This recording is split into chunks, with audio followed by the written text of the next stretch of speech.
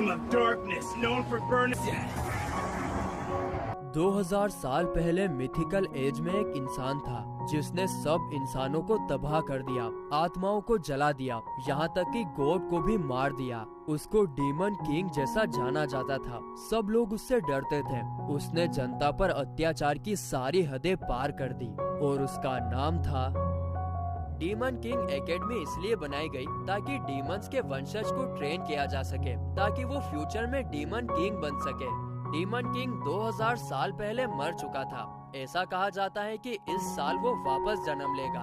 इस साल जो क्लास आने वाली है उसमें डीमंस के वंशज भी इंक्लूड हैं और शायद इन्हीं में डीमन किंग वापस जन्म लेगा। अगर ऐसा हुआ तो डीमन रेस के लिए ये काफी खुशी की बात है।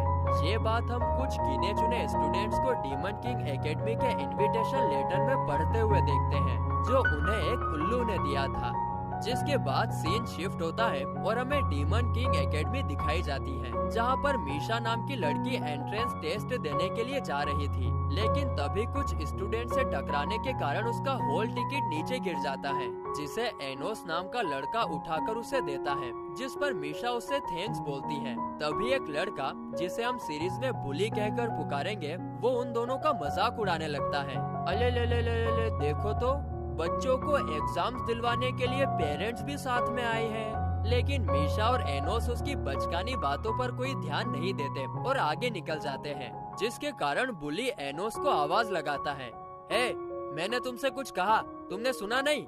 जिस पर एनोस कहता है, अरे तुम हमसे बात कर रहे थे। असल में तुम्हारी मैजिकल पावर इतनी ज्यादा कम है कि मैं तुम्हें देख ही नहीं पाया। जिसे सुनकर बुली को काफी ज्यादा गुस्सा आता है और वो अपनी डार्क मैजिकल फ्लेम्स का यूज करके इन दोनों को स्केलेटन में बदलने की धमकी देता है। लेकिन तभी एनोस फूंक मारकर डार्क फ्लेम को बुझा देता है और कहता है, ओ तो तुम माचिस की तीली से हमें जलाने की बात कर रहे हो।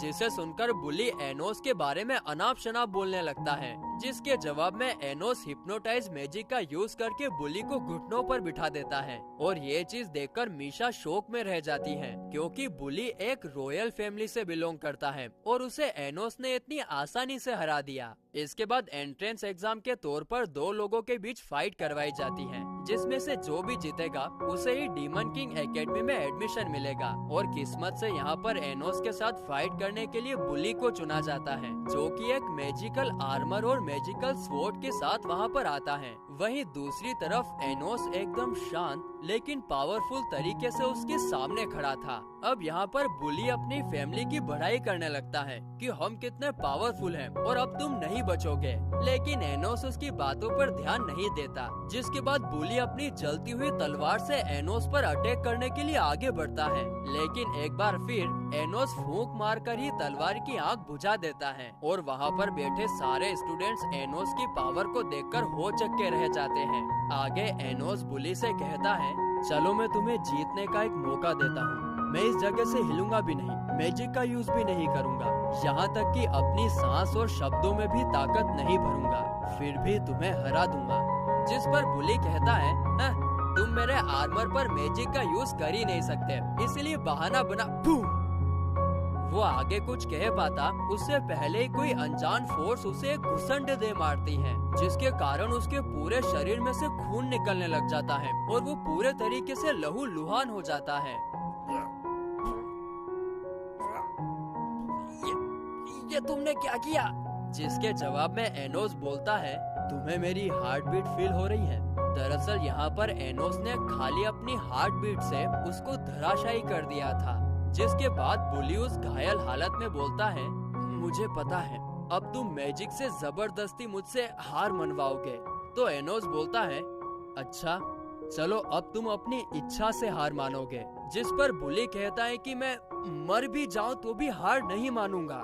तभी एनोस चुटकी बजाकर उसे सच में मार देता है और 3 सेकंड के अंदर बोलता है, इग्नल, जिससे बुली वापस जिंदा हो जाता है। दरअसल दोस्तों ये एक प्रकार का मैजिक है जिसे किसी के भी मरने के 3 सेकंड के अंदर यूज किया जाता है, जिससे वो इंसान वापस जिंदा हो सकता है। और ये 3 सेकंड के अंदर इसलिए यूज किया जाता है क्योंकि मरने के 3 सेकंड तक आत्मा वहीं रहती है। तो वापस जिंदा करने के बाद एनोस बुली से पूछता है, क्या तुम हार मानते हो या तुम्हें फिर से मारूं?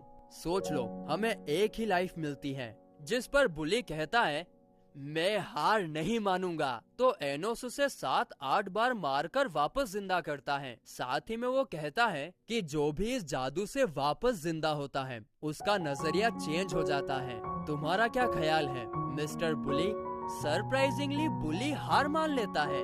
दोस्तों, ऐसा इसलिए हुआ क्योंकि उसने पहली बार मौत को बहुत करीब से देखा था। उसने रियल डर को देखा था और इसीलिए उसका नजरिया चेंज हो गया था। और दोस्तों, इस तरह एनोस उसे बिना जबरदस्ती किए हार मनवा लेता है। जिसके बाद मैजिकल असेसमेंट टेस्ट के दौरान जहां पर दूसरे स्टूडेंट्स के स्कोर 200 से 300 के बीच आ रहे थे, वहीं पर मीशा का स्कोर 1 लाख के ऊपर आता है। और एनोस का तो पूछो ही मत, उसकी पावर इतनी ज्यादा थी कि जो क्रिस्टल मैजिक कैलकुलेट कर रहा था वही ब्लास्ट हो जाता है।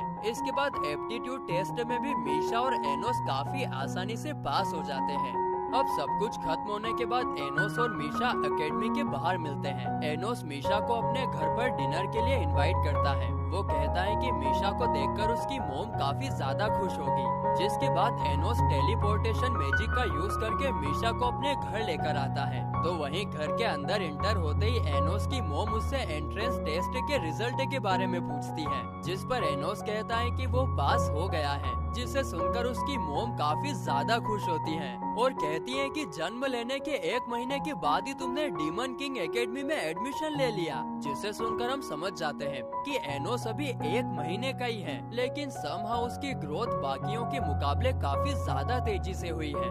अब ऐसा क्यों हुआ उसके बारे में तो हमें आगे के एपिसोड में ही पता चलेगा। जिसके बाद एनोस अपनी मॉम को मीशा से मिलवाता है, जिसे देखकर मॉम खुशी के मारे कहती है, अरे वाह बेटा, अभी तो तुम 1 महीने के ही हो और अभी से तुम अपनी वाइफ को घर भी लेकर आ गए। तो वहीं एनोस के डैड तो उसकी मॉम से भी 1 कदम आगे निकलते हैं, जो मीशा के बारे में जानकर कहते हैं, ये हुई ना मर्दों वाली बात बेटा।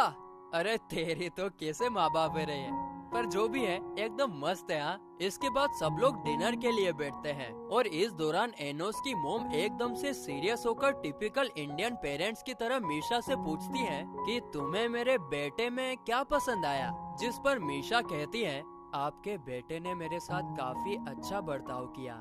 जिसे सुनकर उसकी मॉम काफी ज्यादा खुश होती है कि मेरा लाडला बेटा तो है ही इतना अच्छा। उसके बाद वो उन दोनों से पूछती है कि तुम दोनों में से किसने सबसे पहले बात चालू की। जिस पर एनोस कहता है कि वो मैं था जिसने मीशा को सबसे पहले एकेडमी के बाहर अप्रोच किया था। अब डिनर खत्म होने के बाद एनोस मीशा को उसके घर छोड़ने के लिए जाता है और बात करने के दौरान एनोस मीशा से उसके मॉम डैड के बारे में पूछता है। मीशा बोलती है, वो मेरे साथ ज्यादा नहीं रहते, मेरी बहन के साथ रहते हैं और मेरी बहन के साथ भी मेरी नहीं बनती। तुम्हारा चेहरा देख के लग रहा है कि तुम्हें मेरे लिए बुरा लग रहा है। एनोस बोलता है, हाँ थोड़ा सा। तो मीशा बोलती है, तुम्हारा दिल बहुत अच्छा है। जिसके जवाब में एनोस बोलता है, किसका? मेरा? लेकिन लोग तो कुछ और ही बोलते हैं। वो बोलते हैं कि ये दुनिया बहुत ज्यादा अच्छी होती अगर मैं एग्जिस्ट ही नहीं करता। मुझे तो सब लोग डीमन और डेविल इस नाम से बुलाते हैं।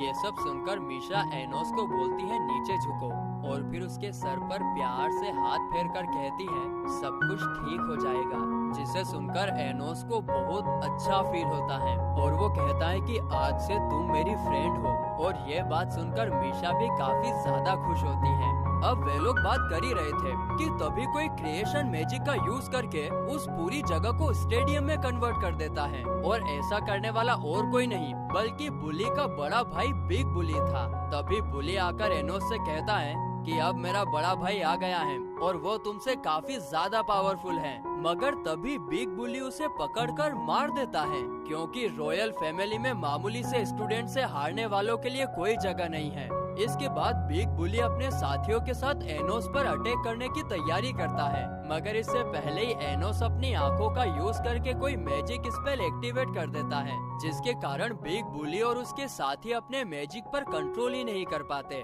और वो मैजिक उनके हाथों में ही ब्लास्ट हो जाता है।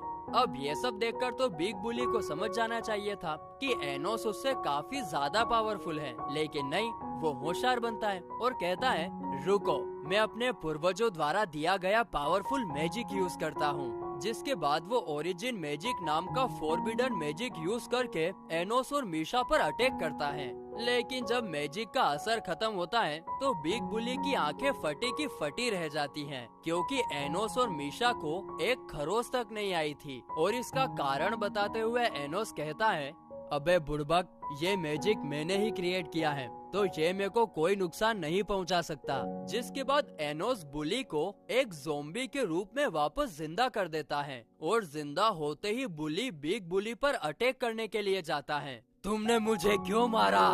मारबो, शैतान राजा के मारबो, आज तोरो रोक तो बांध कर बो।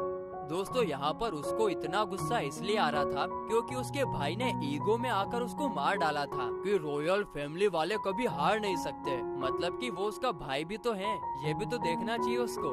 अब ये सब देखकर बिग बुली उसके ऊपर अपने मैजिक का यूज करने की कोशिश करता है, लेकिन अब ज़ोंबी के रूप में बुली अपने बड़े भाई से काफी ज्यादा पावरफुल हो गया था और इसीलिए वो उसके हमले को काफी आसानी से रोक लेता है।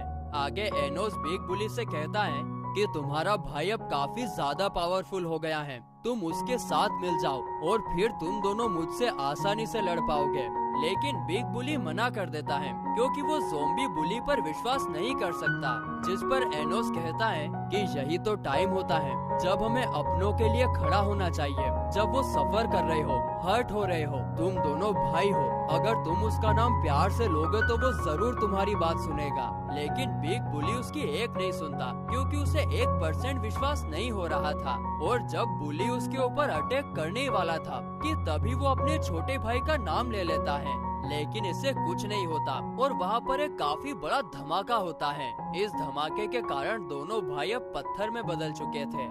ये देखकर एनोस कहता है, इंसानी रिश्ते काफी दिखावटी हो गए हैं, ये अपने भाई को प्यार से बुला ही नहीं पाया। जिसके बाद एनोस दोनों भाइयों को फिर से जिंदा करता है और फिर जाते जाते उन लोगों को बताता है कि वो और कोई नहीं बल्कि उन दोनों का पूर्वज 2000 साल पहले का डीमन किंग है, जिसने इस टाइम में पुनर्जन्म लिया है। और फिर गाइस, इसी के साथ ये एपिसोड यहीं पर खत्म होता है।